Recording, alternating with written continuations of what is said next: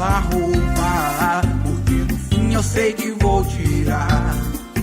Fala tchau pro seu batom na boca e fala oi pra quem te faz pirar.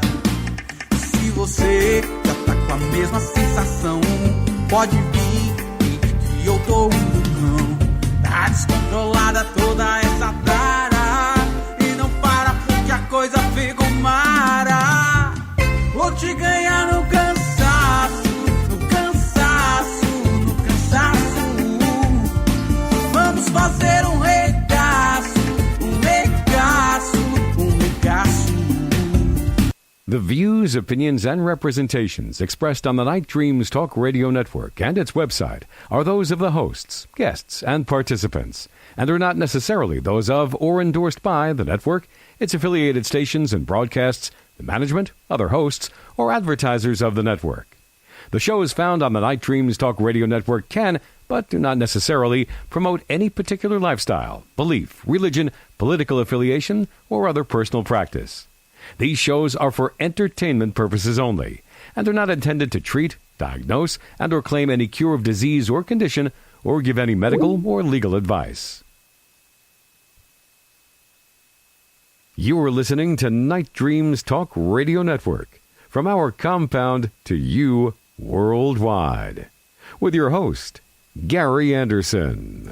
Well, that is me. Well, good evening, morning, or whatever, depending on your time zone, from the Pacific to the Atlantic to worldwide. This is Gary, Night Dreams Talk Radio After Dark. Tonight, you want to get yourself a nice cup of Java, maybe some hot cocoa, find a nice easy chair, because we're going to be talking about monsters. Yes, monsters of, well, the United States of America. And our guest tonight is Jason Offutt. Hopefully, we just lost him on Skype. And we'll be on right after this. You can advertise your business on Night Dreams Talk Radio, and you will be heard worldwide. Why not contact us at nightdreamstalkradio@gmail.com. You're listening to my friend Gary Anderson on Night Dreams Talk Radio, the best in paranormal radio. Well, we try, but you never know. You know, all the things that can happen, it can happen when you do a live show. You never know.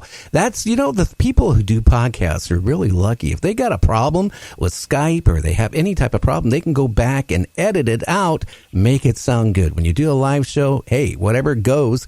You remember back those old I Love Lucy and all those old TV shows, you know, when they were live on TV? Hey, that makes it fun. Well, tonight our guest is Jason Offutt. He's going to be talking about Chasing American Monsters. This is a great book. It has over 250, creatures and even hairy beasts all over the United States. Jason, hopefully you're there. Well, I hope I am. Can you hear me? I can hear you now. Can you hear me okay? Well, you're not sounding anywhere like you did the first time you were on. Okay, well, how about now? Yes, you sound better. You almost sound like that old Sprint commercial. Yeah. Can you hear me now? Yeah, I had Skype kick me off. I don't know what I did to upset Skype, but it didn't like me. That happens. That's the trouble. You know, a lot of times I don't go Skype to Skype because you never know. It's always risky when you're doing Skype, period. So when you talk to somebody else that's using Skype, now the risk becomes a lot more. So, I mean, but we'll give it a try and see what happens. All right, yeah, I'm ready. Hey, thanks for having me on the show. I really appreciate it. Oh, yeah. So this new book you have, Chasing American Monsters, why don't you tell the listeners a little bit about it and a little bit about yourself? Well, Chasing American Monsters is, it took me about 2 years to write this, or to research and write. I like monsters. I love monsters. And I know a lot of people out there do as well, but a lot of times when monster books come out, it's, you know, monsters from this state or monsters from this region or from this country. I wanted to have monsters from, you know, something for everybody in the United States. So I have stories of monsters for individual states, every 50 state in the Union. I've got monsters. So if you're in New Jersey or New Mexico or Hawaii and want to know what monsters are, particular to your state, they're right there. So, yeah, a lot of people seem to be enjoying the format. About me, well, I've been interested in monsters ever since I was a kid. I think a lot of us are. When I got the Scholastic Book Club order form in elementary school, I was getting books on the Yeti and the Loch Ness Monster and ghosts and things like that. And I've always been fascinated. And then in the early 70s, which is how old I am, I was a newspaper geek even when I was a kid, because we got the local newspapers and my parents read them. So when I started reading them too. And there was a series of stories for a few weeks in July. I think it was 72, maybe 73, about a Bigfoot that had been seen a number of times around Louisiana, Missouri. And that's a newspaper with stories about Bigfoot in my home state. So that got me really interested because, hey, it's in the newspaper. It's got to be true, right? Right? So, yeah, that really, really got me hooked, and my interest has just grown from there. Well, that is so true. A lot of people, I've talked about it on my show.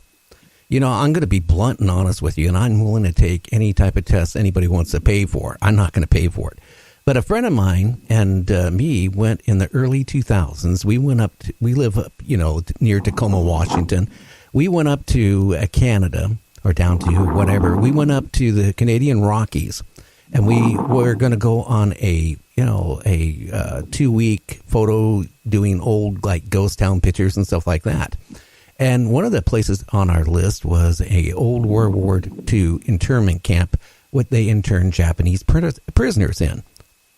Miles and miles from nowhere, really deep in the mountains, deep in the woods. And we hiked in about 2 miles where the internment camp was. And all I'm going to tell you, and then I'm not going to say anything more than that, is we ran into... is that you breathing on your microphone, or is that moving a bowling ball? Anyway, I'm sorry, Jason. I'm sorry. I've got a really old office chair, and it squeaks if I move even a little bit. Yeah, I'm a big guy, and I have to become a statue, otherwise mine does the same thing. But, we were out there, and my friend, who was a medical doctor, he just got done doing his internship. His father was a Superior Court judge in Pierce County. His brother was a high-profile criminal attorney, and they fronted money for his medical practice. So we were doing this before he come back, and he opens up his practice. Well, here we are out in the Canadian Rockies, and he goes, "Look at that giant bear." And I had a huge telephoto on my camera. I went to take a look at the bear and maybe take a picture of it, and guess what it was? It wasn't no bear. It was a Bigfoot. And I tell you, I never believed in Bigfoot ever before that. And after seeing what I've seen, I have not gone camping. I have not been in the woods since then. And I was an avid camper. I grew up in a family that went camping every summer, or like every other weekend, up, between Washington, Wyoming, Montana, California. Hey, I have no desire to go out in the woods after that. I can definitely understand that. Because people, ask me, Jay, ask me if I want, to go out in the woods and encounter a Bigfoot, and because I have not done that. Although I have spent a lot of my time, mostly as a kid and a young man, in the woods, because we had a lot of trees on our property, and anyway, I've been out there, and I never was the least bit nervous, but. No, I don't want to encounter one of those things. That's fun for somebody else to do, not me. Now, I have a question for you. You were looking at this through a telephoto lens of a camera. Did you click the shutter? No, because I'll tell you what it did. Okay, now you have to imagine this is way out in the middle of nowhere, and where the internment camp was, there was like a creek. It was right there, and then it was on a base of a mountain, which it appears to be an old silver mine was there. So I don't know if they had the prisoners working in the silver mine, during the war, or what. The creature was on the other side of the creek. This thing was big, and when it screamed, I only had one thought in my mind. And my friend only had one thought. And we ran as fast as we could to get back to the car. And this thing chased after us. No, I didn't take a picture. I did urinate in my pants. I'll be honest with you on that. That's how scared I was. Well, you got off lucky with just urinating in your pants. Not really, because I'll tell you a little thing and then we'll get into your book. Okay, after you imagine, us running, and I wasn't fat then and I was in good shape, running to the car, and, I was getting in the car, and all of a sudden I noticed that creature was standing about 25 feet from us in the tree line from where the car was parked. And it was bending over like a maybe 4 or 5 inch tree, like a twig. And it was screaming. And so I'm getting in the car. I'm starting the car. My friend is just getting to the passenger car door, in getting his foot in it when I was already stomping the gas. So I was actually dragging him for a distance, which, that was horrible of me. But that's how scared I was. But here's what it did. It threw a huge rock into my wife's fender on the passenger side. The car was almost brand new. She bought it just before we went on the trip. She wanted me to try something dependable. I get back, and, she sees the dent in the car, and she goes, "What did you hit?" And I said, "I didn't hit nothing." And she goes, "Were you drinking?" I said, "I don't drink." "What were you smoking?" I said, I don't smoke anything other than, cigars once in a while. I tell you what, I have never been so scared in my life is in running into it. So I'd rather somebody else would run into it. But what made me even more scared, we drove about 15 miles away from there, and we were still shook up. We stopped in a little store to get something to drink and calm down. And the owner of the store noticed we were really riled up, and he goes, "What's going on?" And I said, "We saw a Bigfoot." And he goes, "There's been a lot of sightings of Bigfoot." And then he goes, "Are you guys Canadian?" I said, "No, we're American." He goes, "You were out there with no protection?" And I go, I didn't even think about, because you can't bring a gun into Canada, number one. And then he goes, "Well, did you have bear spray?" And I go, "No."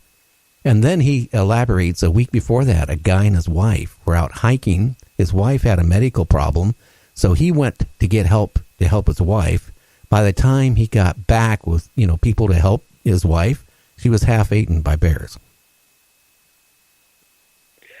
Yeah. No bears either. No, none for me either. No bears. Yeah, none of it. No. So this. Yeah, go ahead. No.